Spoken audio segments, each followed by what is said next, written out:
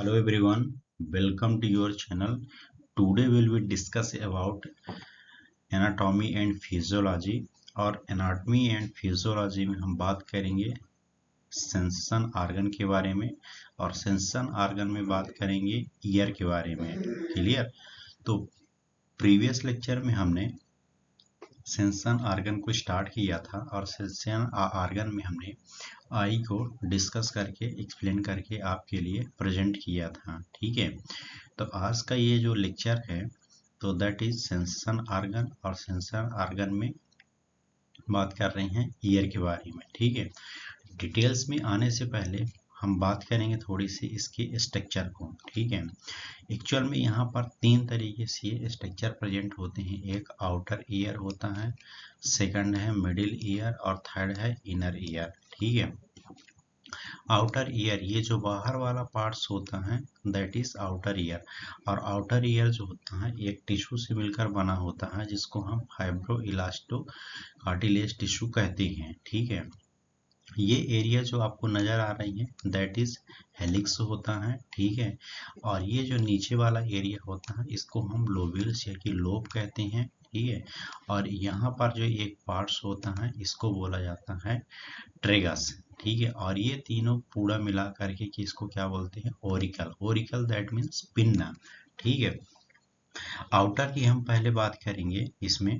तो आउटर में क्या क्या प्रेजेंट होते हैं, एक्सटर्नल ऑडिटरी कैनाल होती है। ये जो पॉइंट पूरा आपको नजर आ रहा है that is external auditory canal. ठीक है, अब यहाँ पर एक्सटर्नल ऑडिटरी कैनाल किससे जुड़ी होती है, मिडिल ईयर से जुड़ी होती है, और यहाँ पर एक लेयर प्रेजेंट होती है जिसको हम क्या बोलते हैं टिम्पैनिक मेम्ब्रेन। ठीक है, ये यहाँ पर एक मेम्ब्रेन होती है। क्लियर? यहाँ पर तीन बोन्स प्रेजेंट होती है जिसको हम ऑडिटरी ओसिकल्स कहते हैं। क्या कहते हैं? ऑडिटरी ओसिकल्स से, और उन तीनों बोन्स को हम आगे डिटेल्स में समझेंगे। क्लियर? और ये किस में प्रेजेंट होती है, मिडिल ईयर में प्रेजेंट होती है। यहाँ से एक ट्यूब जो होती निकली हुई होती है जिसको हम यूटेशियन ट्यूब कहते हैं। क्लियर? इनर ईयर की बात करेंगे तो इनर ईयर जो होता है ये कुछ इस तरीके से कोक्लियर टाइप का होता है जिसको हम कोक्लियर कहते हैं, ओवल टाइप का पूरा रहता है। क्लियर? और यहाँ पर दो विंडो पाई जाती है, एक ओवल विंडो होती है और एक राउंड विंडो होती है। अपर पोर्शन में आपको यहाँ पर एक वेस्टिब्यूल पाई जाती है जिसको हम सेमी सर्कुलर कैनाल वेस्टिब्यूल्स कहते हैं। ठीक है, इसी को वेस्टिबुलर ऑपरेटस भी कहा जाता है। इसमें एक नर्व की सप्लाई होती है जो सेंसेशन का काम करती है, उसको बोला जाता है वेस्टिबुलोकोक्लियर नर्व। ठीक है, ये सभी स्ट्रक्चर किस में प्रेजेंट होते हैं, दैट इज ईयर में। चलिए आगे डिटेल समझते हैं। डिटेल्स में क्या क्या देखना है अपने को, तीन स्ट्रक्चर देखना है, एक इंटरनल देखना है, एक्सटर्नल देखना है और मिडिल देखना है। एक्सटर्नल में ओरिकल्स और पिन्ना को देखना है, एक्सटर्नल ऑडिटरी मीटस देखना है, मिडिल में ऑडिटरी ओसिकल्स है, ऑडिटरी मसल्स और यूटेशियन ट्यूब। इनर में आपको cochlear compartments of the cochlear और ऑर्गन्स ऑफ द कोर्टी, ये सभी किस में देखना है, स्ट्रक्चर में। सबसे पहले हम बात करेंगे यहाँ पर फंक्शनल एनाटॉमी के बारे में। ईयर की फंक्शनल एनाटॉमी क्या होती है। ठीक है, एक्चुअल में जो आउटर ईयर है जिसको हम पिन्ना या कि ओरिकल कहते हैं, ये क्या करता है, साउंड वेव को कलेक्ट करता है। ठीक है, साउंड वेव को कलेक्ट करेगा और डायरेक्ट कहाँ पर पेनिट्रेट कर देगा, इनर कैनाल में। ये वाला जो पॉइंट होता है, ठीक है, ये वाला इसको बोला जाता है इनर कैनाल। पिन्ना का शेप और साइज जो होता है डिपेंड करता है इसके लोकलाइज साउंड सोर्स पर। ठीक है ना, मतलब कि आपके लोकल जो साउंड सोर्स आ रही है उसके साइज और शेप पर डिपेंड करता है। इनर ईयर कैनाल को हम एक्सटर्नल ऑडिटरी मीटस भी कहते हैं। ये लगभग 24 mm लॉन्ग होती है और 7 mm डायमीटर की होती है। Clear? Lined with the ceruminous gland, एक यहाँ पर एक ग्लैंड पाई जाती है जिसको हम सेरिमुलस ग्लैंड कहती हैं, और ये ग्लैंड जो होती हैं तो बैग्स प्रोडक्शन करने का काम करती है। आप देखते हैं आपके ईयर में बहुत सारे बैग्स का फॉर्मेशन हो जाता है, तो ये ग्लैंड्स के कारण ही होता है जिसको हम सेरिमुलस ग्लैंड कहते हैं। और ये कहाँ पर प्रेजेंट होती है, जो ईयर का हेयर फॉलिकल्स होते हैं वहां पर प्रेजेंट होती है। इनर कैनाल, ईयर जो कैनाल होती है साउंड वेव को ट्रेवल करता है इसके द्वारा, कैनाल के द्वारा। क्लियर।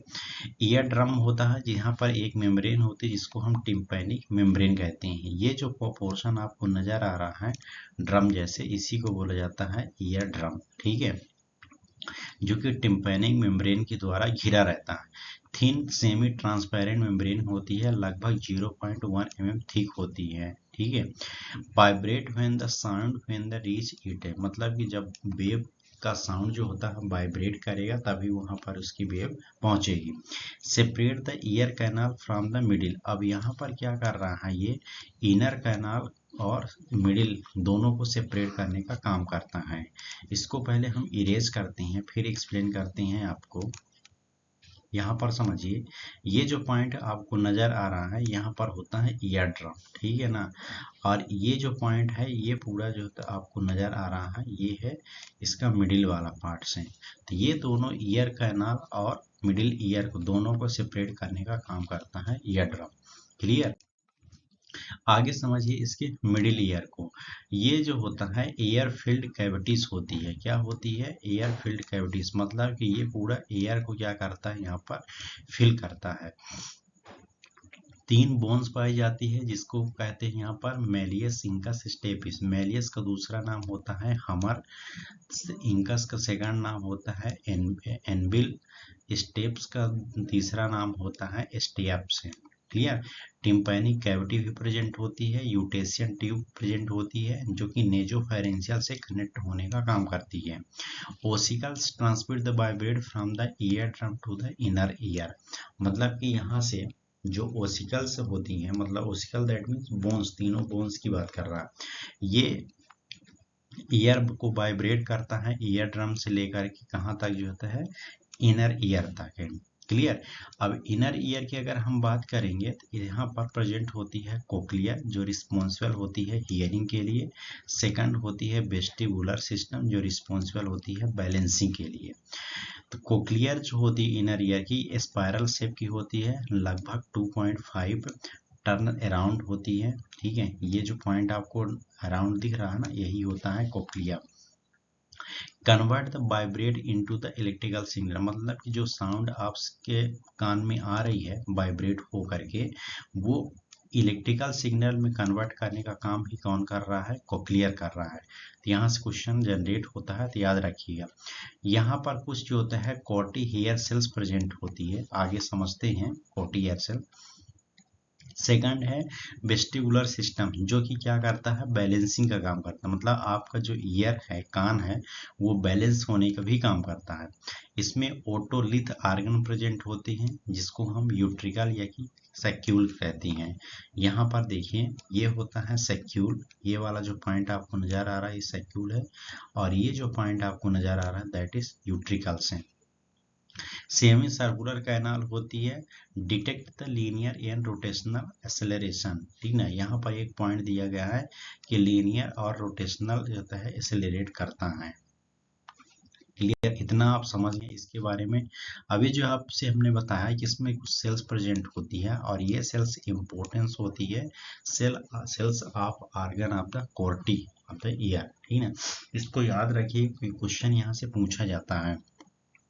वाटर सेल्स होती है, सेकंड है इनर ईयर सेल्स, थर्ड है इनर फैलेंजियल सेल्स, फोर है इनर पिलर सेल्स, फिफ्थ है आउटर पिलर से, सिक्स्थ है आउटर फैलेंजियल सेल्स और सेवन है आउटर हेयर सेल्स, एट है cells of the Hensen cells of the Claudius और 10 है tectorial membrane and the lamina reticularis. ये सभी कहाँ प्रेजेंट होते हैं? कोर्टी ऑफ द ईयर के पास प्रेजेंट होते हैं। क्लियर, इतना आप इसके बारे में समझ गए। आगे पॉइंट समझिए कि ऑडिटरी पाथवे। ऑडिटरी पाथवे क्या होता है? एक्चुअल में जो आपके कान में साउंड आ रही है, ठीक है, ध्यान समझिए, जो आपके साउंड में आ रही है तो वो साउंड वेव से होते हुए कहाँ पर जाएगी, ईयर ड्रम में जाएगी, फिर ओसिकल्स मतलब बोन्स में जाएगी, और ये ओसिकल्स जो होती है साउंड वेव को कोक्लियर में ट्रांसफर करेगा। देन इसके बाद ऑडिटरी नर्व ये ब्रेन तक ले जाएगा, और ब्रेन फिर जो होते हैं ऑडिटरी कॉर्टेक्स से होकर के डिटेक्ट करेगा, और ये फिर एक्सप्रेस करेगा कि आपके कान में किस टाइप की आवाज़ आई है। ठीक है, यहाँ पर भी देख सकते हैं फ्लो चार्ट से कि आउटर ईयर में आपके पास साउंड वेव आई, देन मिडिल ईयर में गई, देन इनर ईयर में गई। ठीक है ना, कोक्लियर से होते ही डोर्सल कोक्लियर न्यूक्लियस में एंटर की, इन्फीरियर कोकिकुलस में एंटर की, मीडियल जेनिकुलेट बॉडी में गई, देन इसके बाद ऑडिटरी कॉर्टेक्स में जा करके समा गई। क्लियर, कुछ इसके की फंक्शन हमने एक्सप्लेन किया है कि क्या क्या फंक्शन होती हैं। फर्स्ट है हियरिंग, सेकंड है बैलेंस, और थर्ड है साउंड लोकलाइजेशन। हियरिंग में क्या होता है कि साउंड वेव को डिटेक्ट करेगा और ट्रांसमिट करने का काम करेगा। बैलेंस में इक्विलिब्रियम मेंटेन करने का काम करता है। ठीक है, कि मतलब हमारे कान में किस टाइप की आवाज़ आई है उसको बैलेंस बनाएगा, देन इसके बाद डिटेक्ट करेगा और आपको फील कराएगा कि हाँ ये आवाज़ आपके बॉडी में आई है। साउंड लोकलाइज मतलब determine the sound source direction, मतलब किस टाइप का साउंड आपके इन्वायरमेंट हो रहा है उसको भी डिटेक्ट लोकलाइज करने का काम करता है। कुछ यहाँ पर हम क्लिनिकल रिलेवेंस भी दिए हैं कि क्या क्या एबनॉर्मलिटी हो सकती है। हियरिंग लॉस, अगर हियरिंग लॉस हो रहा है, कंडक्टिविटी या कि सेंसो रिन्यूलर या कि मिक्स दोनों को हो सकता है। ईयर इन्फेक्शन अगर हुआ तो ओटाइटिस मीडिया के द्वारा हुआ है या कि एक्सटर्ना के द्वारा हुआ है। बैलेंस अगर डिसऑर्डर हुआ है तो वर्टिगो या कि मेनियर डिजीज के कारण हुआ है, या ट्रॉमा या कि इंजरी, ये सभी किसके लिए रिस्पॉन्सिबल होते हैं आपके क्लिनिकल रिलेवेंस में। क्लियर, तो it was all about today lecture, that is year को हमने एक्सप्लेन किया है, ये इंग्लिश में है। नेक्स्ट हम इसका हिंदी में भी एक्सप्लेन करेंगे। ठीक है, तो आज के लिए बने रहिए, थैंक यू सो मच। और आपको वीडियो अच्छी लगे तो लाइक करिए और सब्सक्राइब करिए।